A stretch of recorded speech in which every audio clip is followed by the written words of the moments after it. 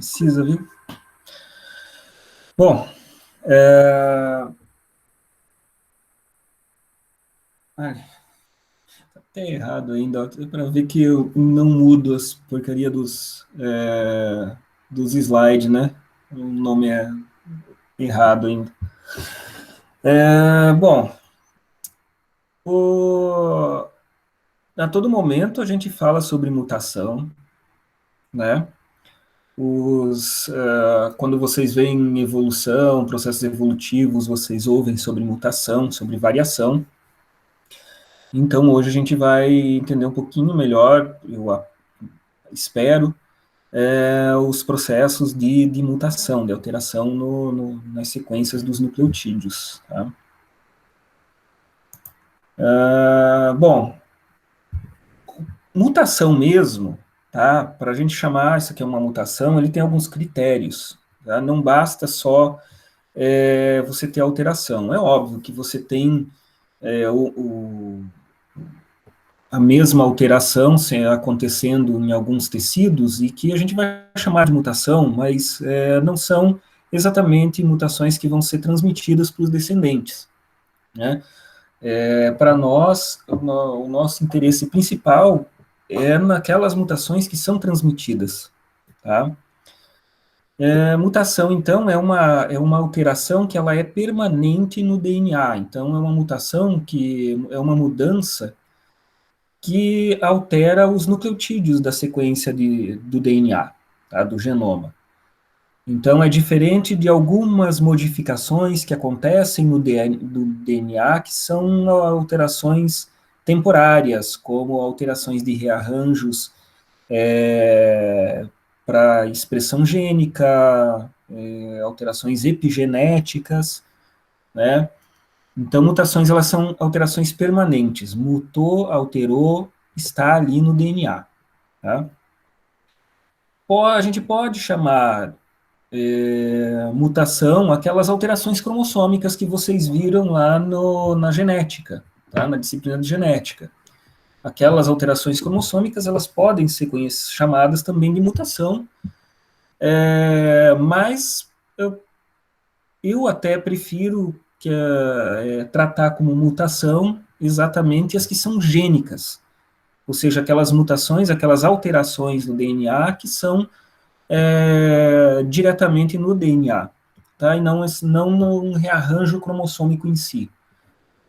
Alteração cromossômica, rearranjo cromossômico, eu prefiro tratar como alteração cromossômica, rearranjo cromossômico.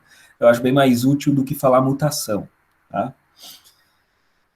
Enfim, o mais importante da mutação em si é que ela vai alterar a sequência no DNA e não necessariamente ela pode alterar a proteína que está sendo sintetizada, ter algum efeito em alguma proteína. Tá? E é isso que a gente vai tentar entender um pouquinho do porquê. Tá? O porquê que vocês têm lá mudança em características que são neutras, né, que vocês viram lá na evolução. A gente vai usar esses termos um pouquinho diferente aqui. Tá? Então, já sugiro a vocês prestarem atenção, porque vai ter um ou outro termo aqui que a gente usa em biologia molecular que é ligeiramente diferente do que aquilo que é usado em evolução. Tá? Bom, uma mutação, como é que ela surge? Né? Essa mudança ali no nucleotídeo. Ela surge, ela pode ter uma causa espontânea, tá? Quando essa causa ela é interna. Por exemplo, erro da DNA polimerase. Tá? Lembra que quando a gente falou de replicação, eu falei para vocês, olha, nenhuma DNA polimerase ela é 100%. Tá? Então, tem DNAs polimerases com eficiências variadas. Tá? Então, tem DNAs polimerases que causam erros a cada X processos que elas fazem. Tá? Ou então, a gente pode até dizer, elas causam erro a cada tantas gerações. Né? Existem algumas DNAs polimerases mais propensas a erro, outras menos propensas a erro. E esses erros que a DNA polimerase comete é o quê? É adicionar um nucleotídeo que não era exatamente o pareado. Ah, tá lá a fita molde, né? Mas a fita molde tem uma timina, então está dizendo tem que entrar uma adenina. Só que, eventualmente, pela velocidade com que a DNA polimerase trabalha, ela pode colocar uma citosina ali no lugar. Tá? Como logo em sequência ela já coloca outro nucleotídeo, às vezes não dá tempo dela ter o processo de correção de erro. As enzimas que são muito rápidas, elas têm menos correção de erro, menos proofreading, de conseguir identificar que foi mal pareado um nucleotídeo, remover, ou fazer a excisão 3 linhas, 5 linhas, remover o nucleotídeo e continuar de novo colocando o nucleotídeo certo. As enzimas que são um pouco mais lentas e conseguem fazer isso, na verdade, elas são mais lentas justamente porque elas conseguem fazer isso, porque elas têm que parar, voltar, mover e seguir. Então, isso torna elas um pouco mais lentas. Tá? Então, tem essas duas questões. Então, muitas das mutações espontâneas que acontecem, da variação que acontece na natureza, é pura e simplesmente causada por erro de polimerase. Tá? Mas ainda tem várias outras reações que mudam a base nitrogenada que foi adicionada por algum outro tipo de processo que também é decorrente das condições intracelulares. Tá? As condições intracelulares, elas não são 100% tamponadas para nada acontecer. Então, tem algumas reações químicas que são reversíveis, mas que tendem a uma direção e que elas podem acontecer com as bases nitrogenadas. Aí você tem tautomerização, alquilação, desaminação, oxidação, tá? A gente vai ver um pouquinho só algumas desses processos, mas se vocês quiserem aprofundar e ver quimicamente como que isso aqui acontece, tem que pegar, aí vocês pegam um livro de bioquímica ou então um livro de biologia molecular mais denso para poder entender quimicamente como que essa reação acontece, tá? Eu não vou entrar nesses detalhes.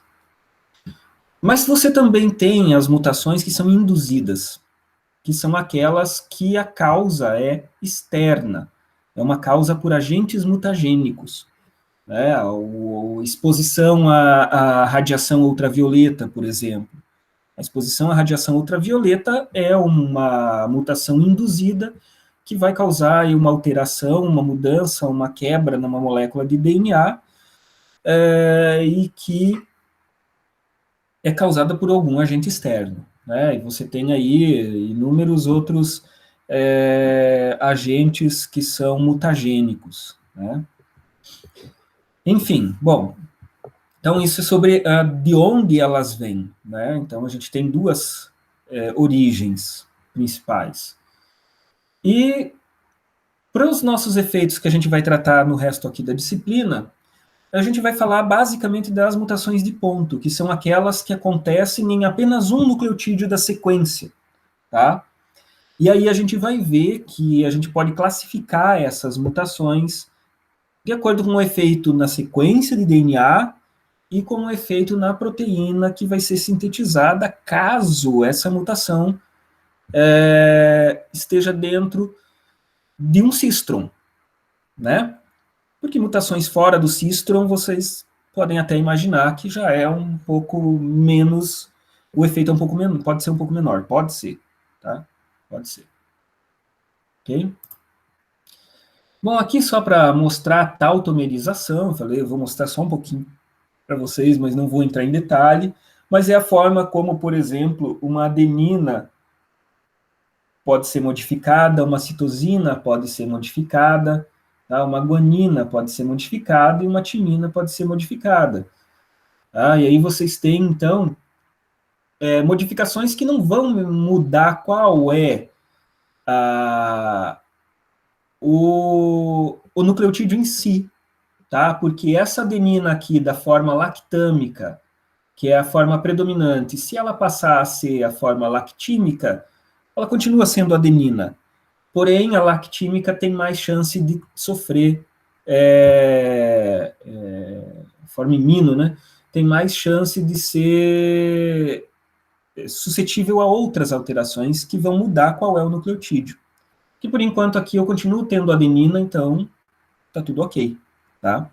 Então essas duas formas são tautômeros e elas são intercambiáveis, elas mudam de uma para outra, com uma tendência a uma forma predominante, a forma amino, né? Na verdade é que a adenina e citosina, elas têm a forma amino e imino, tá? Eu falei errado antes. Então, mas eventualmente elas podem estar na outra forma, e quando elas estão nessa outra forma, elas são suscetíveis a mais alterações, tá? Desaminação, por exemplo, é uma que muda o nucleotídeo formado. Então, eu tenho aqui a citosina, desaminada, entra um oxigênio no lugar e forma uma uracila. Tá? Então, é uma reação relativamente simples de desaminação que você vai ter uma citosina sendo convertida em uracila, uma adenina sendo convertida em hipoxantina, uma guanina em xantina, a metilcitosina em timina. Tá? Então, você com desaminação, você muda qual é a base nitrogenada, ou seja, você muda qual é o nucleotídeo. Tá? Bom, em nível gênico, ou seja, lá na molécula de DNA, nós podemos ter alguns tipos de mutação diferente. Tá? Um deles são as chamadas indels, inserção ou deleção.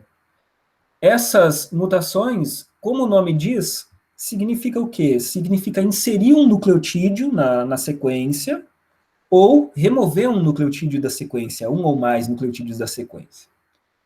Normalmente a gente chama de indel porque a gente dificilmente tem como dizer se o que aconteceu ali foi uma inserção ou foi uma deleção no outro organismo, porque como é que eu vou descobrir que existe uma indel, né? Como é que eu vou descobrir que existe uma mutação? Eu descubro que existe uma mutação quando eu comparo sequências de DNA de organismos diferentes, de indivíduos diferentes que sejam. Se eu analiso dois indivíduos e eu tenho ali a sequência de um determinado gene para esses dois indivíduos, para resultar na mesma proteína, eu tenho que ter a mesma sequência. Tá? Digamos que sejam gêmeos, né? Que sejam dois irmãos, eles vêm dos mesmos pais. Então, esse genoma tem que ser igual, o que veio para um e o que veio para o outro. Tá? Mas vamos supor, os dois têm genoma diferente. Tá? A sequência de DNA desse gene é diferente de um e do outro. Se um tem um nucleotídeo a mais em relação ao outro, eu dificilmente tenho como saber se aconteceu ali uma inserção naquele que tem um a mais, ou se na verdade foi uma deleção naquele que tem um a menos. Tá? Por isso que normalmente a gente classifica ali como indel. Tá? É óbvio que se eu analiso os genitores, eu consigo dizer se isso foi uma inserção ou uma deleção, ou se eu vou mais adiante na análise, né? Se eu consigo um número grande de amostras, se eu estou trabalhando aí com uma filogenia molecular, eu tenho um grupo externo, eu consigo dizer, não, isso aqui foi uma inserção, provavelmente, porque não tem esse nucleotídeo lá no ancestral, tá? Até dá, mas você precisa de mais informação, tá? As indels, elas são mais raras, são menos encontradas do que as outras que a gente vai ver, por quê? Porque elas mudam a matriz de leitura. Lembram o que é a matriz de leitura? Tá? Voltem lá na aula de código genético, certo? Se eu adicionar um nucleotídeo ou remover um nucleotídeo, a minha matriz de leitura muda. E mudando a matriz de leitura, a chance de eu ter uma proteína totalmente diferente e até, na maioria das vezes, não funcional, é grande. Tá? Eu falei para vocês sobre isso, dei esse exemplo, quando a gente viu edição, né, processamento do RNA mensageiro, que existe lá um RNA mensageiro que tem um sítio, né, para uma determinada proteína, que tem um sítio que ele é uma uracila e às vezes é convertida em citosina ou vice-versa, não lembro agora. E quando a citosina é convertida em uracila, forma um códon de parada, tá? Então agora vocês conseguem entender isso, né? Se aquela citosina muda para uracila, forma um códon de parada e forma uma proteína diferente. Naquele caso, são duas proteínas funcionais, mas em alguns casos, não. Então você tem o que ali? Uma alteração, né? E também, na verdade, estou falando errado, estou dando exemplo errado, porque estou falando de uma substituição, não estou falando de um indel. Né? Mas vocês entenderam o problema. Se você tem uma inserção, você muda como que aquelas trincas, né, que aqueles códons vão ser lidos, e com isso você muda a matriz de leitura. E mudando a matriz de leitura, você vai ter uma proteína diferente. Essa proteína diferente vai ter função? Não sei. Tá? Muito bem, e o que eu estava falando antes, na verdade, é uma substituição. É quando você tem um nucleotídeo e ele é substituído por outro. Não muda a matriz de leitura. A matriz de leitura continua a mesma. Então, o que muda é como que essa leitura vai ser feita. Né? Muda ou não muda? Não sei. Vamos ver. Substituição no nível gênico, ou seja, lá no DNA, tá? Lembrando sempre que as mutações elas acontecem no DNA, tá? E são aquelas alterações que são permanentes no DNA. Essas substituições elas podem ser de dois tipos. Elas podem ser transições, quando é uma purina que é trocada por outra purina, ou uma pirimidina que é trocada por outra pirimidina, ou seja, é uma adenina que troca por uma guanina, ou é uma citosina que troca por timina e vice-versa. Tá? Ou elas podem ser também chamadas de transversões, quando você troca uma purina por uma pirimidina ou vice-versa. Né? Você troca uma adenina por uma citosina. Tá? Aí você tem uma transversão, certo? Bom, tem também algumas outras mutações que são encontradas e que são repetições expandidas de trinucleotídeos, ou seja, você aumenta o número de cópias dos códons, tá? Isso muitas vezes acontece por erro no pareamento. Durante a meiose, você tem o pareamento de regiões homólogas, né, nos cromossomos homólogos. E o pareamento ali é o que? É baseado nas sequências, tá? Então, se você tem ali uma sequência repetida, ATC, ATC, ATC, ATC, que tem 5 repetições, no outro cromossomo homólogo tem 10 repetições, essas 5 repetições, elas podem parear em qualquer lugar ali, tá? E pareando um pouco errado, vai fazer com que tenha recombinação, e você, nessa recombinação, você vai ter... Não é que o pareamento errado vai causar recombinação, desculpa, ficou estranho, né? Você vai ter o pareamento ali, o pareamento não vai ser completo, porque um tem 5, o outro tem 10. Recombinação vai acontecer, né? Pode acontecer nessa região, vai acontecer ao longo dos cromossomos, e pode acontecer bem nessa região, e fazer com que uma fique com 7, outra com 3, ou coisas assim.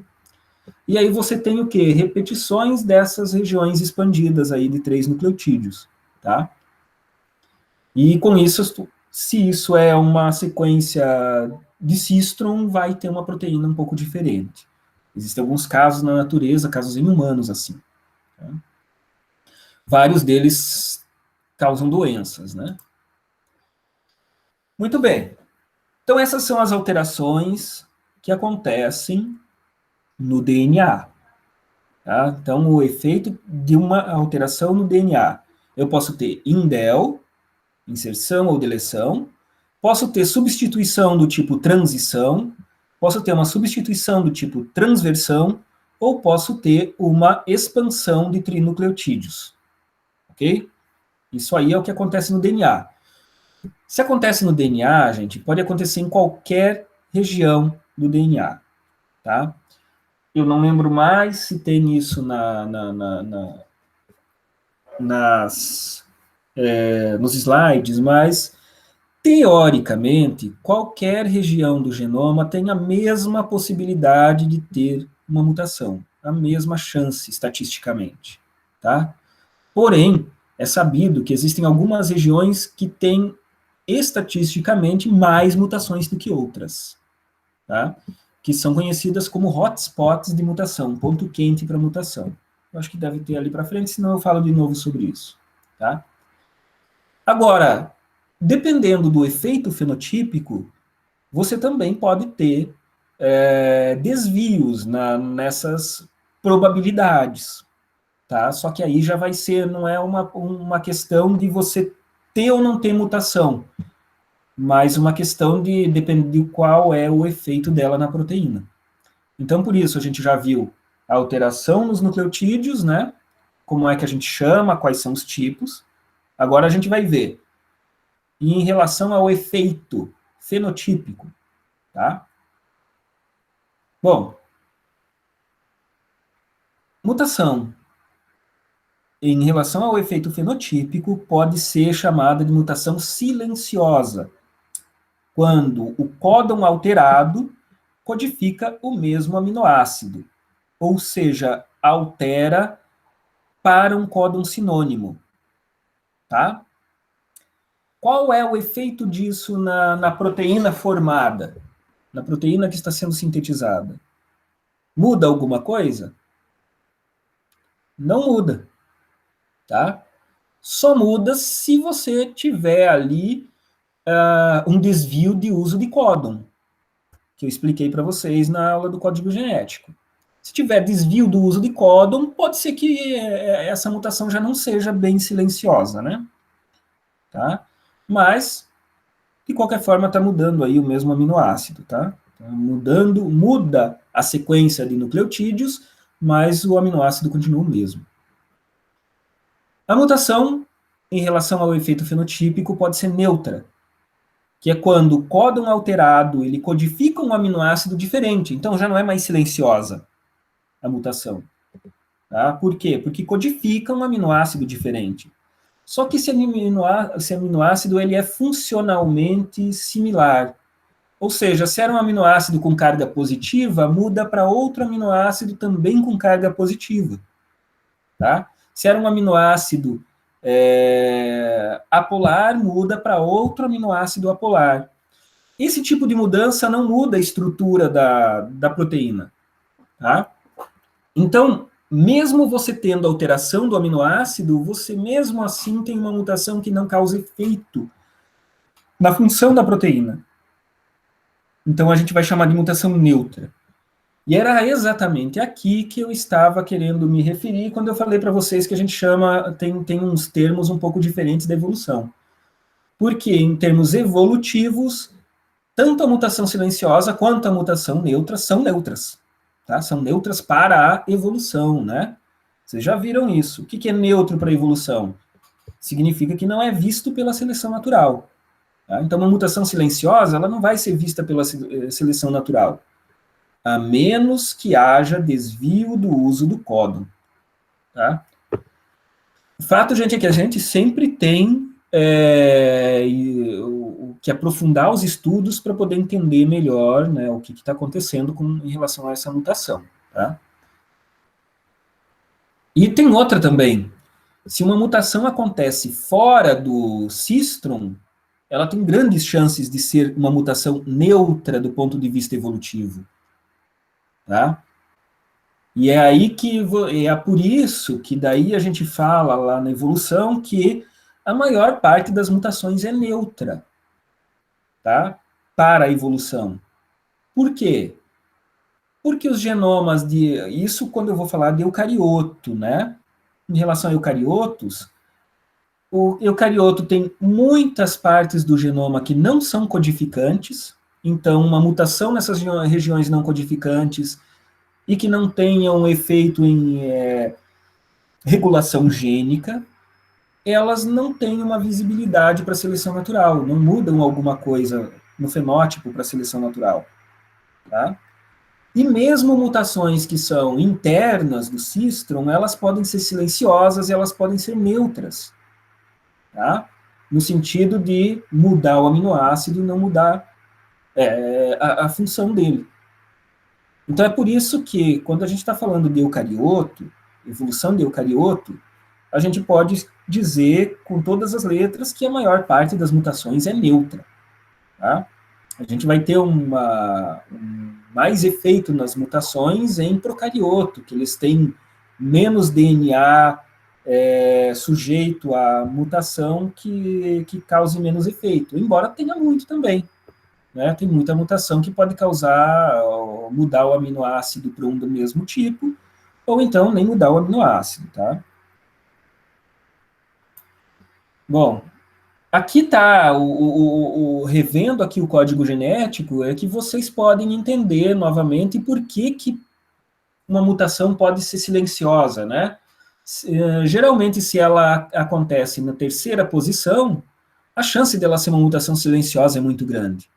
Né? Aqui na terceira posição, ela vai mudar basicamente para outro aminoácido, né? Para o mesmo aminoácido, desculpa. Então, vão ser mutações silenciosas, né? Quando muda na segunda letra, lembra que eu falei para vocês que a tabela do código genético é quase uma tabela periódica, né? E a segunda letra, lembra que eu falei para vocês que ela codifica aminoácidos de características similares, tá? Então, olha, muda serina para tirosina, serina, tirosina, tá? UCU para UAU muda de serina para tirosina. Serina e tirosina, os dois têm uma hidroxila, tá? Hidroxila normalmente é o sítio ativo de enzima, certo? Essa hidroxila num aminoácido é o sítio ativo da enzima. Muda de serina para tirosina, não muda nada, continua o sítio ativo ali. Então, você altera aqui, ó, na segunda posição, muda o aminoácido, mas não muda a função. Tá?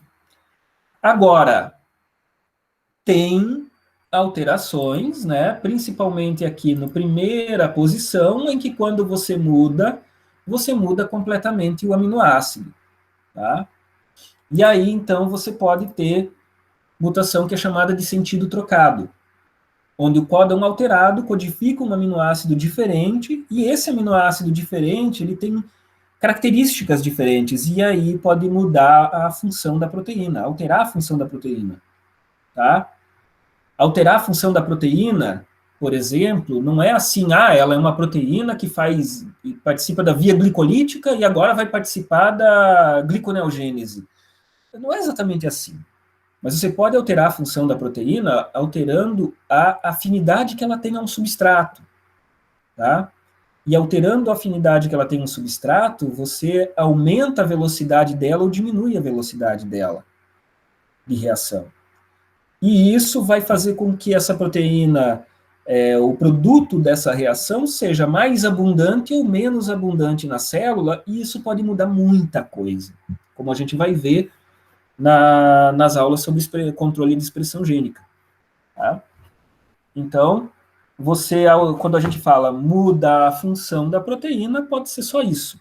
Pode ser só em relação à afinidade dela com o substrato. Mas pode ser mudança de função mesmo, porque, por exemplo, a gente tem muitas proteínas que são recrutadas para outras funções e, às vezes, muito disso acontece porque ela sofreu uma duplicação que permitiu mutação, tá? Então, você pode ter essa alteração de função mesmo, como a lactato hidrogenase, se não estou enganado, que no olho ela forma a lente do cristalino, tá? Mas em outros tecidos ela tem outra função, certo? E uma mutação, ela pode também ser uma mutação sem sentido, porque o novo códon ele vai ser finalizador, e a proteína não terá função. Então, esse aqui é aquele caso que eu estava falando para vocês, daquela proteína, né, que em um tecido ela sofre uma mutação, sofre uma mudança de C para U, e quando vem aquele U, faz um códon terminador, finalizador, e você tem uma proteína menor. Nesse caso ali, essa proteína ainda vai ter função, mas na maior parte das vezes não vai ter função, tá? É uma proteína que não vai ter função, certo? Bom, além das mutações, das alterações ali no cistron, a gente pode ter algumas mutações que são diferentes, porque elas podem acontecer em regiões promotoras, tá?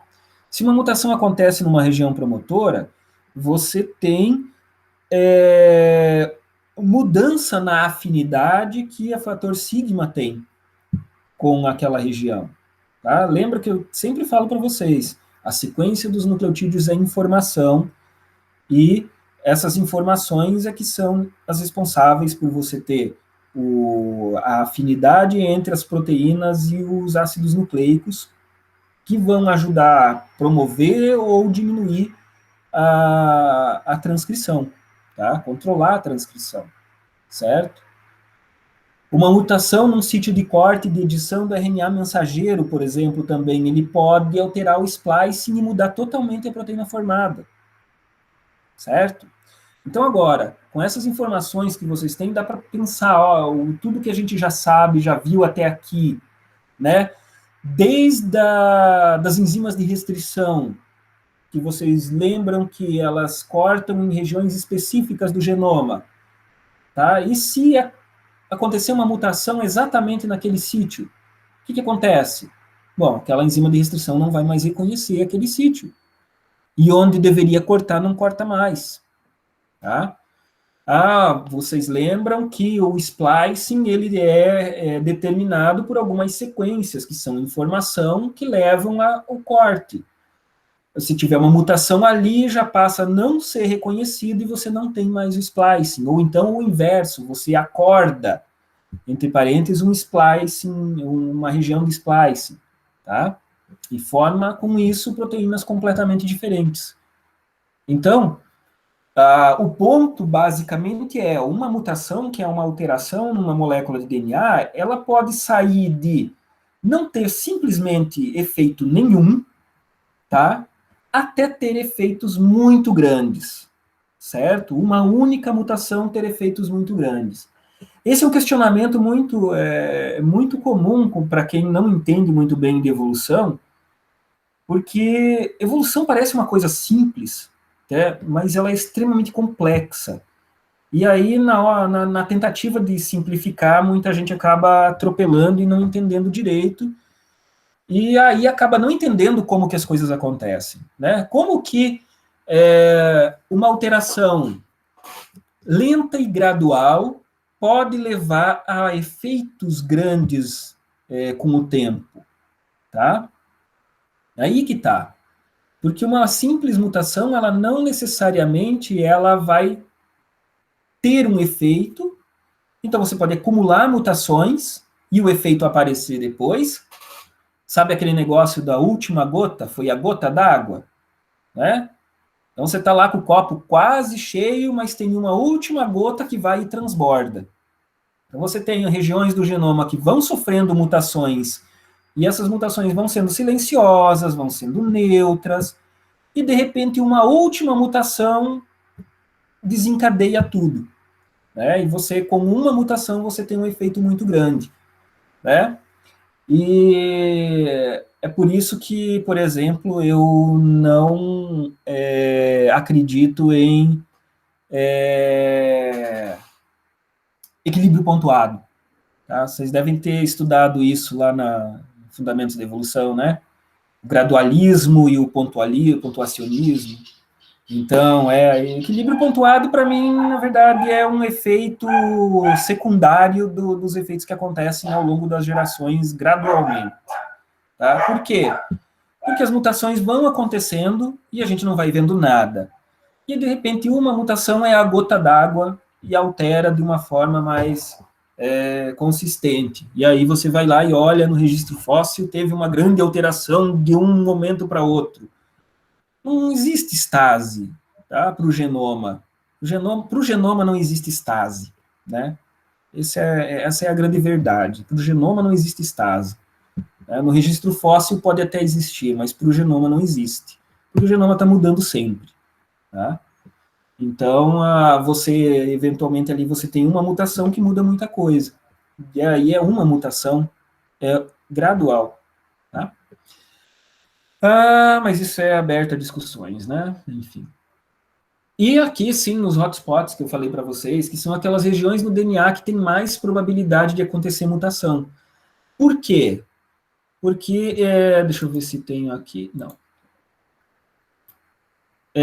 Porque tem alguns sequências que tem muita citosina, por exemplo, citosina guanina, normalmente são hotspots, porque elas são ilhas onde as mutações acontecem mais facilmente, são nucleotídeos que sofrem mais mutação, tem chance de sofrer mais mutação. São os nucleotídeos que são metilados, né? A metilação é uma alteração que, na verdade, é reversível, então a gente não trata ela como uma mutação, justamente porque ela pode ser reversível, tá? Só que é um tipo de alteração no DNA que tem muitos efeitos, tá? Que pode ter efeitos na transcrição, pode ter efeito na expressão gênica geral, certo? E tem, então, essas chamadas ilhas CPG, né, são ilhas de citosina guanina, que são regiões dentro da sequência que tem mais ricas em CG e que são propensas a sofrer mais mutação, tá? E agora também tem regiões que, por conta da seleção natural sobre aquelas regiões, elas podem sofrer mais ou menos mutação, tá? Na verdade, elas vão sofrer a mutação como qualquer outra, só que a gente não vai enxergar. Por quê? Porque pode ser uma região sob uma alta pressão seletiva, tá? E aí a gente vai chamar essas regiões de regiões conservadas do genoma. Então, são regiões que, embora possam ocasionalmente ter mutações, essas mutações, elas sempre vão ser selecionadas contra, tem uma seleção contra elas, porque aquela sequência do jeito que ela é muito estável e ela tem uma função muito grande. Tá? São regiões promotoras, data box, regiões principalmente de controle de expressão gênica, tá? A gente vai ver um pouco disso mais adiante, certo? Então é isso, mutações são isso, tá? Agora, tem aquelas mutações que acontecem, por exemplo, mutação da pele, né? Quando você se expõe demais à radiação ultravioleta e você tem alteração nos nucleotídeos do seu tecido epitelial. Qual que é a importância disso, né? Desse tipo de mutação? Esse tipo de mutação acontece, tá? Esse tipo de alteração no DNA acontece. Só que essas alterações, elas não vão ser transmitidas para os descendentes, né? Vocês imaginam isso, né? Uma mutação lá que altera a sequência de nucleotídeos no seu tecido epitelial não vai ser transmitido para os descendentes, tá? O pessoal lá no século XIX já tinha demonstrado isso, né? Que não existe pangênese, né? Você tem células germinativas. Os gametas que vão levar informação para a próxima geração, eles são produzidos por células especializadas, né? Então, mutações nessas células especializadas, sim, são transmitidas para os descendentes, tá? Agora, a mutação lá na pele, não. Porém, uma mutação na pele, né, no tecido epitelial, pode sim levar à produção de novas células mutadas e, com isso, alterar a expressão de genes locais, tá? E aí que, muitas vezes, a gente tem câncer, tá? Por quê? Porque aconteceu alguma mutação em uma região que era crítica, certo? E aí você sabe que isso é mais localizado, tá? Não vai ser transmitido para os descendentes. Que tipo de mutação é transmitida para os descendentes? Mutações que acontecem nas células gaméticas, elas podem ser transmitidas para os descendentes. Ah, professor, então existe transmissão de características adquiridas? Sim, existe transmissão de características adquiridas. Tá? Lamarck não estava totalmente errado, mas ele não tinha a mínima ideia. Né? Não era disso que ele estava falando.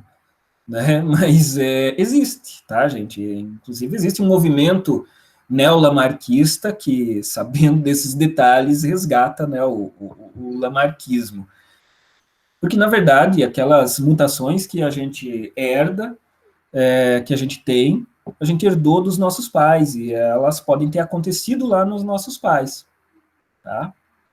Então, e aconteceram lá naquelas células gaméticas, eles nasceram sem, e durante a vida deles, essas mutações aconteceram, por erro da duplicação, né? Porque lembra lá que até para formar um monte de células gaméticas, vocês vão ter muita divisão celular é muita replicação, mais chance de você ter alteração, né? Nem precisa tomar sol né? Ultravioleta nem passa até para lá, né? Mas enfim, você vai ter as alterações do mesmo jeito. E essas alterações elas foram adquiridas durante a vida do parental. E essas são alterações que vão ser passadas para os descendentes. O que chama isso? Herança de caracteres adquiridos. Tá? Aí, ó, matamos um monte de coisa da evolução numa aula só. Né? Mas, enfim. O problema, a questão é a seguinte. O nosso organismo ele tem mecanismos para fazer reparo. Tá?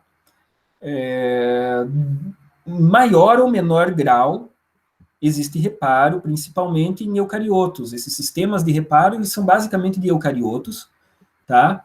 Tem alguns sistemas chamados de SOS em procarioto, mas são um pouquinho diferentes, certo? Mas como é que acontece? Bom, o reparo do DNA pode acontecer, por exemplo, por mutação reversa. Né? O que é mutação reversa? Aí eu tinha lá uma citosina que muda para uracila, passa algumas gerações e aquela uracila volta a ser citosina. Tá? Isso é uma mutação reversa, certo? Tem o sistema SOS em procarioto, eu não vou entrar em detalhe nas questões de reparo do DNA, porque isso é basicamente química, né, bioquímica, tá, gente, que são como que as reações químicas acontecem, certo? Tem algumas correções de mal pareamentos, quando os homólogos pareiam, existe um pouco de correção, tá? Existe correção de bases não usuais, por exemplo, lá no DNA é adicionado uma uracila.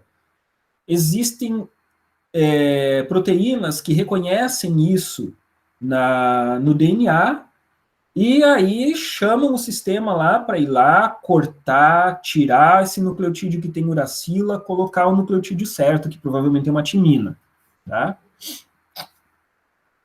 E durante o ciclo celular, você tem checkpoints, né? Você tem pontos de checagem que o ciclo celular não avança enquanto essa checagem não é feita, tá? Então, o organismo de eucariotos, ele, em maior ou menor grau, isso varia de acordo com o organismo, ele consegue fazer essas análises do DNA que foi recém-sintetizado. Ah, mas como é que ele sabe qual que é o DNA que foi recém-sintetizado? É porque o DNA recém-sintetizado não foi metilado ainda, tá? As metilações, elas acontecem depois. Então, ele consegue reconhecer qual que é a fita velha, qual que é a fita nova, inclusive. Tá? O sistema consegue reconhecer e fazer a alteração na fita certa. Depois que foi metilado, já é mais difícil ele saber qual que era a nova, qual que era a velha. Tá? Metilações são coisas que acontecem assim normalmente dentro da célula. Tá? Então, esses processos, eles têm acontecem, esse reparo acontece, e em maior ou menor grau fazendo com que algumas mutações nem sejam sentidas pelo organismo, tá? Eu comentei rapidinho ali de câncer, por exemplo, mas normalmente um câncer na verdade, um problema dos reparos, do mecanismo de reparo e do mecanismo de controle da divisão celular. Tá? É isso que acaba causando um processo de câncer, por exemplo. Tá? Gente, dúvidas sobre mutação ou reparo? Tá. Então, agora vocês têm todas as informações para fazer o exercício que eu vou deixar hoje lá para vocês no sistema, tá? Esse exercício vai valer nota? Não, se não quiser, não faz. Porém, a nossa próxima avaliação, ela vai levar em consideração assuntos que vão estar nesses exercícios, tá? O monitor, o Matheus, pode ajudar vocês, certo? E então é isso, tá? Alguma dúvida? Em geral, as aulas não presenciais, elas vão mais rápido, né? Porque vocês não perguntam nada, porque depois vocês podem pegar e assistir de novo o vídeo e repetir 10 vezes, até melhor do que eu ficar repetindo 10 vezes, né? Mas é isso, tá? Então é isso, gente. Bom fim de semana para vocês, até semana que vem, tá? Valeu, professor. Deixa eu te Valeu. perguntar, esse estudo que você publicou, você pode mandar para a gente ler? Na verdade, ainda não foi publicado, foi tipo um press release, né? Mas vocês têm a matéria. Eu vou deixar o link lá no Classroom, tá? Da matéria que fui até eu que escrevi, que já está lá, tá praticamente tudo lá. Ah, beleza, então. Obrigado. Falou. Até mais, gente.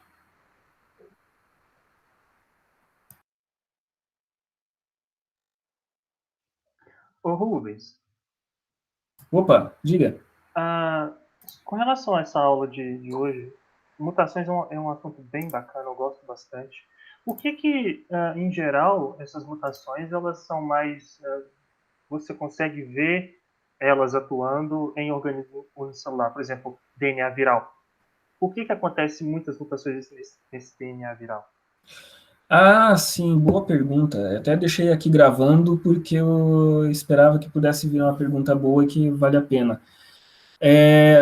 Basicamente, o que acontece são organismos que têm maior taxa de erro, tá? Mas é porque o DNA deles é DNA simples. O material genético é mais simples? Não. Na verdade, é porque muitas vezes é porque a enzima polimerase deles é muito rápida e não tem correção de erro. Uhum. Né? Então, quanto menor for, quando é organismo muito pequeno, né? Pega ali o coronavírus que tem 30 mil nucleotídeos, né? 30 mil bases no RNA. O processo é muito rápido. E sendo muito rápido, não dá tempo de fazer correção de erro. Então, cada vez que você está replicando, que ele está replicando dentro do organismo, ele acaba acumulando mais mutações, tá? Então, basicamente é isso. Quando a gente fala de vírus muta muito rápido. Por quê? Porque as enzimas que ele traz e que faz o processo dele são enzimas que têm uma baixa fidelidade e causam muito erro. Ah, tá. Eu achei que era por conta você falou, até mostrando no slide, das regiões do DNA com maior probabilidade de sofrer mutação, os hotspots. Não tem DNA viral, não, né? Não é por isso. Em caso de vírus, principalmente, tá relacionado com a taxa de erro. Ah, entendi. E eu lembro de ter feito um trabalho de genética no semestre passado, que era sobre mutações também, mas assim, mutações causadas por agentes externos, ou seja, agentes mutagênicos. Isso, mutações induzidas, agora a gente Isso, sabe que chama, né? Isso. E aí eu estava vendo alguns artigos relacionados com aquelas mutações que aconteceram, que ainda estão acontecendo na região do Vietnã e do Laos. Porque teve a guerra do Vietnã, usaram muito produto químico, DDT, Agente laranja. Agente laranja, e essas mutações elas estão passando das gerações, ou seja, igual você falou, elas estão afetando células gaméticas, né? Isso. Então tem muita gente lá com deformações muito bizarras, sabe? Muito Sim. Que ó, é aquele ponto. Às vezes as primeiras mutações nem foram em locais muito problemáticos, e aí a pessoa não teve muito problema, teve filho e tal, só que é a gota d'água, né? Uhum. Então, e essas outras mutações que podem não ter tido muito efeito anteriormente, elas vão acabar aparecendo mais adiante por causa da gota d'água, por aparecer uma mutação lá e aí desencadeia tudo que já veio de antes. Isso vindo de um agente externo, né? Ou seja, uma Sim, mutação induzida. Só que isso sim. também acontece no caso do câncer, que você estava até falando, né? Porque, igual na minha família, um exemplo, na minha família, por parte de pai, a minha tia, ela teve câncer, né? E acabou falecendo. Gerações, a irmã dela, a minha outra tia mais nova, descobriu, fez um exame lá e descobriu que ela tem uma propensão a desenvolver câncer também. E aí ela acabou retirando as mamas agora. E a filha dela, a minha prima, fez esse mesmo exame e deu a mesma taxa, os mesmos 60% de chance de desenvolver um câncer. E ela ela fez a retirada de uma mama também. Então, igual a Angelina Jolie, né? É aquilo que a gente fala, todo câncer é genético, tá? Uhum. Todo câncer é genético. Ah, mas não é a radiação que causa o câncer? Não é um produto químico que causa o câncer? Essas são gatilhos, tá? Não é o cigarro que causa o câncer? Esses são gatilhos, tá? Sim. São produtos que induzem uma mutação ali ou outra, só que a predisposição, ou seja, você está com o teu genoma ali com várias mutações já, que se tiver mais uma ali, você vai ter o câncer, entendeu? Uhum. É a gota d'água de novo, tá? É a gota d'água no copo. Quem tem mais predisposição, significa o quê? Significa que menos mutações já vão causar o câncer.